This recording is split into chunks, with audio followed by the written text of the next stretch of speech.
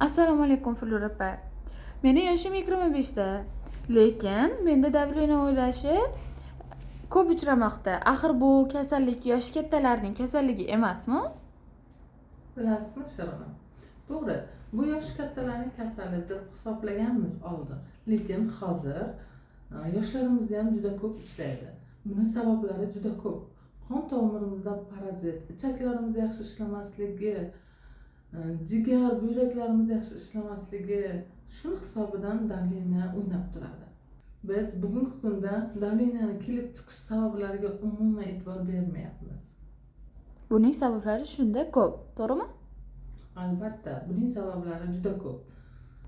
Ko'pincha qon aylanish sistemasi, ovqat hazm sistemasi, qalqonsimon bez normada ishlamasligi, buning sabablari juda ko'p. Buyraklarimizda ham muammo bor. O'sha ham davleniyamizga kelib chiqishiga sabab bo'ladi. Bizda nima qilamiz? Biz davleniyani tushirish bilan ovoramiz. Aslida buni sababi bilan davolash kerak. Shuning uchun davleniyani sababi bilan kurashib, bir umr davleniyasiz yashang. Agar davleniyadan qutulish xohlasangiz, men bilan bog'laning. Telegram kanalimga o'tishingiz mumkin. Rahmat Flora opa. Salomat bo'ling.